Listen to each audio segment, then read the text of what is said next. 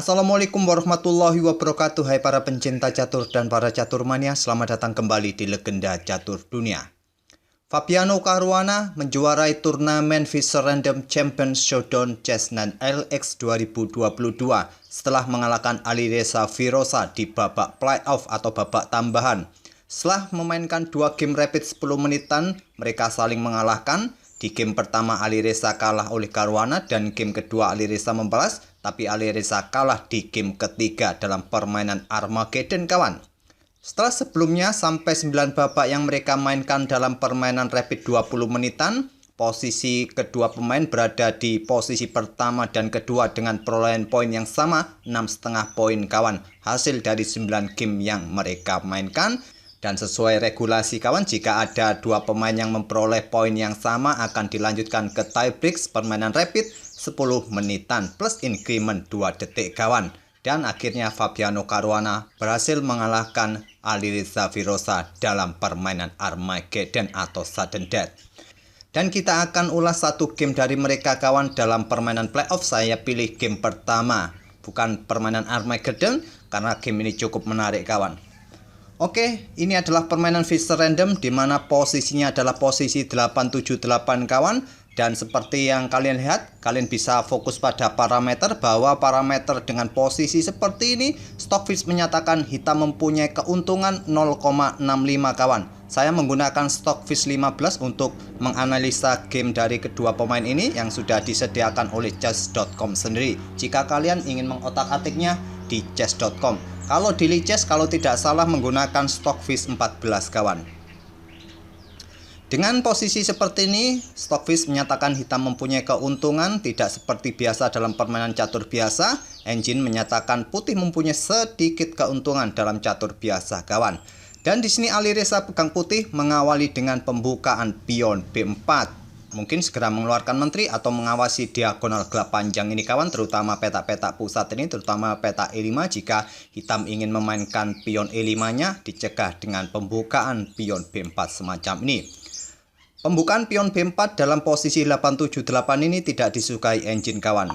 Kalian bisa melanjutkan atau memulai dengan pion-pion pusat seperti biasa, pion E4, pion D4.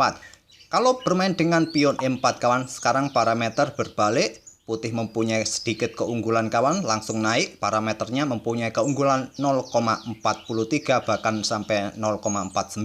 Naik turun masih di angka 0,4 kawan. Tapi Alireza memilih dengan pembukaan pion B4 dan di sini kuda G6 lanjut atau balas Fabiano Caruana.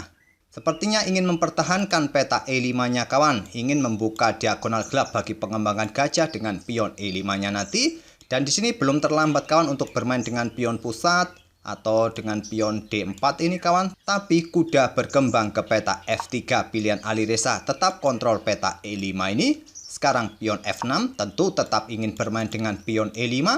Pion E4 langkah terlambat kawan. Di sini Stockfish lebih menyukai pion A3 ataupun juga dengan pion A4 sekaligus. Kuda G3 juga bisa jadi pilihan, tapi pion E4. Tentu saja pion E5. Pion C4 bukan pilihan yang bagus juga. Sekarang posisi Alireza semakin dalam kawan.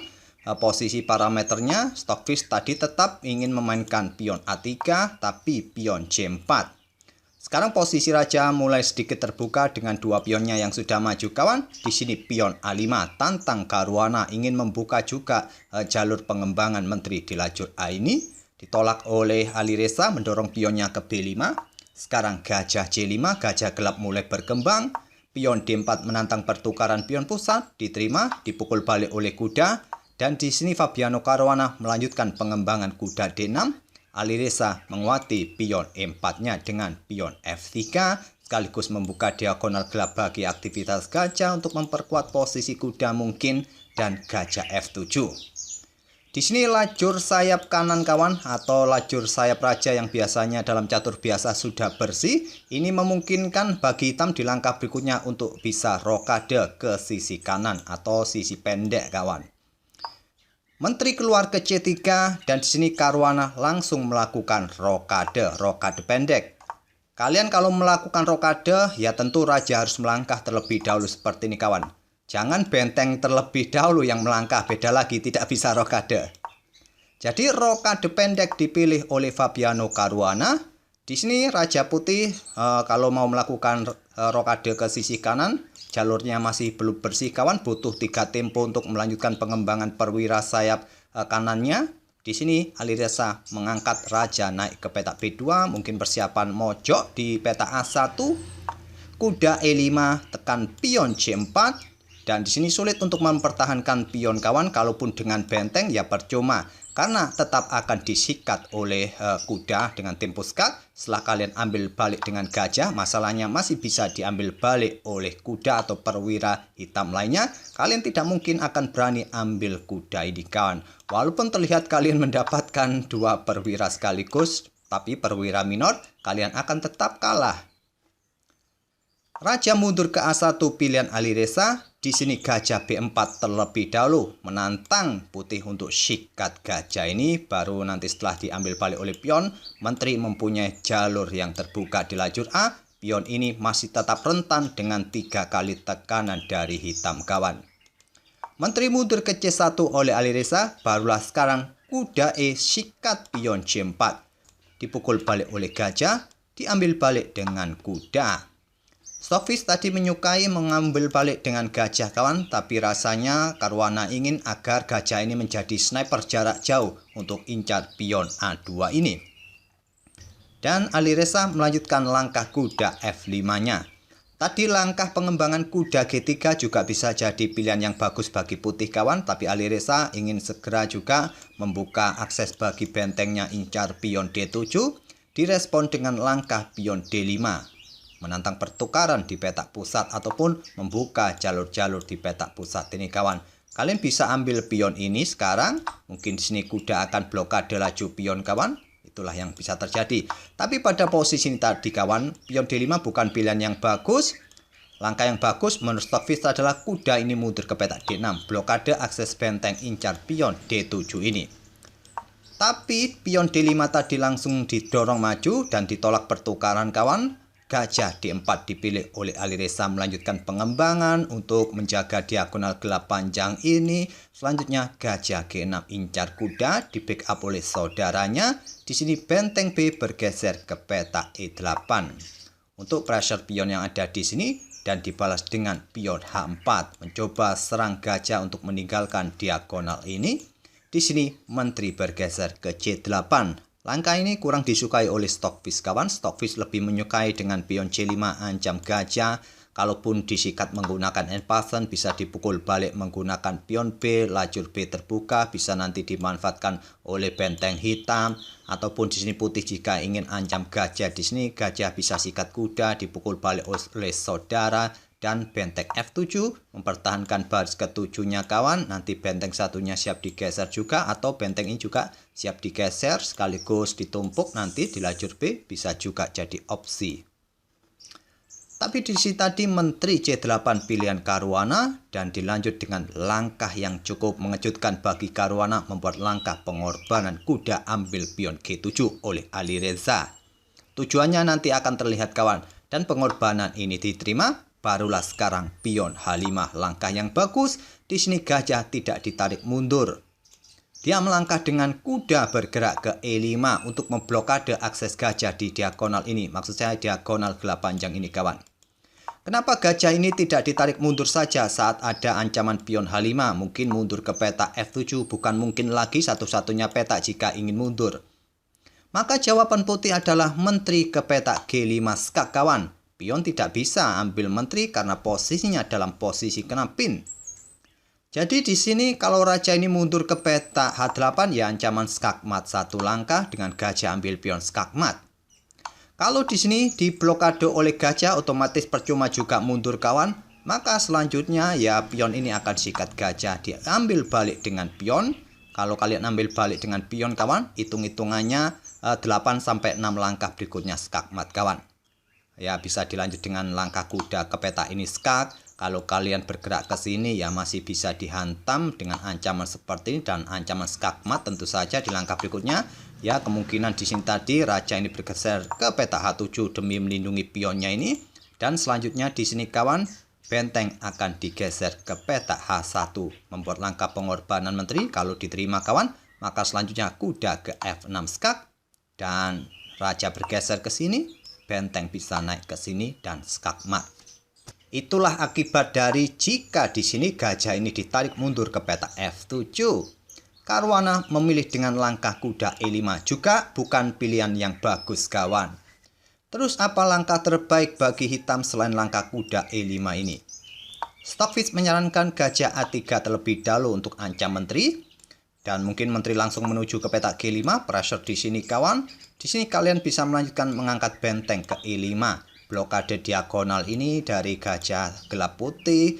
Kalaupun terjadi pertukaran kualitas perwira sekarang, kalian masih bisa ambil balik dengan kuda. Mungkin di sini menteri akan bergeser ke petak F4 kawan. Demi menjaga dari ancaman pion, kalian bisa melanjutkan dengan langkah gajah ini mundur sekarang ke petak E8. Dan hitam dalam posisi yang bagus juga, tak ada masalah. Oke, kita kembali ke langkah aslinya. Jadi kuda dipilih ke petak E5.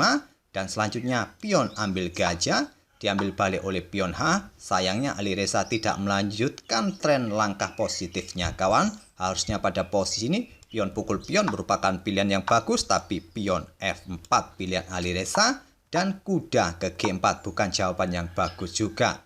Menteri G4 sama-sama memberikan ancaman bagi perwira atau kuda masing-masing, merupakan langkah yang bagus juga bagi hitam. Tapi kuda G4 lagi-lagi Alireza salah mendorong pion. Pion F5 langkah yang bagus, tapi pion E5 dipilih oleh Alireza dan jawaban yang bagus juga dari Caruana dengan pion C5. Dipukul dengan menggunakan en-passant, dipukul balik menggunakan menteri, barulah sekarang pion E pukul pion F6 skak. Langkah yang bagus mundur ke petak G8 kawan, tapi di sini raja ke F7. Dan sayangnya respon dari Alireza juga kurang bagus kawan. Memang dalam posisi seperti ini kontrol waktu kedua pemain sudah di bawah 1 menit kawan. Hanya tinggal beberapa detik saja dan incrementnya pun juga tidak terlalu banyak. Hanya sekitar 2-3 detik saja. Alireza melangkah menteri ke petak B2. Tadi pion A3 patut juga dipertimbangkan. Kuda ke E3 serang benteng, benteng C1 serang menteri hitam. Diblokade oleh kuda C4 sekaligus serang menteri putih ke F2, benteng H8 dihadang oleh benteng H1 dan di sini kuda A3 serang benteng B1. Di sini Alireza tidak berani untuk menukarkan bentengnya di sini kawan. Karena kenapa? Karena kuda C2 skak. Ini akan memaksa menteri ambil kuda kalau tidak mau ancaman skak mat kawan. Ancamannya skak mat seperti ini. Tinggal raja maju dan pion didorong dan skak mat. Alireza pada posisi ini mengembalikan bentengnya ke C1 serang menteri, kuda kembali ke C4. Langkah yang bagus tadi, menteri ini mundur kawan, meninggalkan lajur C, tapi diblokade oleh kuda C4 dan menteri F3. Kuda ke E2 merupakan salah satu pilihan, menteri F3. Incar pion pusat petak D5, mungkin nanti jika ditinggal oleh menteri mendapatkan tempo skak sekaligus, benteng H4. Kuda ke F1, langkah kesalahan dari Alireza dan dilanjut dengan langkah menteri D7. Di langkah ke-28 sampai langkah ke-31 ini tadi banyak sekali langkah-langkah yang berwarna kuning, berwarna merah kawan. Terutama langkah kuda F1 ini, Stockfish lebih menyukai petak E2 ketimbang petak F1 bagi kuda ini. Tapi kuda F1 juga respon dari Caruana dengan menteri D7 ini kurang bagus juga. Benteng ini langsung naik ke petak E4 merupakan langkah yang bagus juga kawan. Pressure gajah, pressure pion di sini. Tapi tadi menteri memilih ke petak D7. Sekarang pion G3, benteng H3, benteng ke D1. Di sini benteng digeser ke lajur C, juga bukan pilihan yang bagus. Tetap naik ke petak E4 merupakan jawaban yang bagus. Benteng C8, menteri G2. Di sini benteng H turun ke petak H8. Dan kuda ke H2. Kuda A3 serang benteng, ide lainnya melakukan skak kembali seperti tadi kawan. Di sini kuda F3, langkah brilian. Membuat langkah pengorbanan pertukaran kualitas. Tapi tentu saja ide dari Caruana bukan incar benteng, melainkan kuda C2 skak. Di sini raja B2, raja naik kawan. Salah kaprah, salah langkah. Di sini sikat saja kuda ini dengan menteri. Kan ada benteng di sini kawan. memang bisa disikat oleh benteng, tapi kuda ini juga siap memberikan serangan balik mendapatkan menteri hitam. Raja bergeser, tidak ke F8 kawan, tapi ke peta E8. Kuda sikat menteri, dan permainan saya rasa cukup menarik dan cukup seimbang kawan. Tapi langkah blunder oleh Alireza mengingat kontrol waktunya hanya tinggal beberapa detik saja. Raja ke B2 dan ancaman skakmat setelah gajah A3 ini Alireza menyerah. Karena jika dilanjutkan satu langkah berikutnya skakmat seperti variasi yang saya tunjukkan tadi kawan. Inilah game pertama dalam babak playoff permainan 10 menitan di mana Alireza kalah, dan di game selanjutnya Alireza berhasil membalas yang akhirnya ditentukan lewat Armageddon, tapi di Armageddon Alireza kalah oleh Fabiano Caruana ini. Kalau Alireza tadi sempat memenangkan turnamen ini akan menjadi hat-trick di St. Louis kawan, sebuah pencapaian yang bagus, tapi akhirnya terjegal juga untuk mencetak hat-trick. Semoga permainan dari kedua pemain ini bisa menghibur kalian kawan, dan kita akan bertemu di video-video berikutnya. Terima kasih. Wassalamualaikum warahmatullahi wabarakatuh.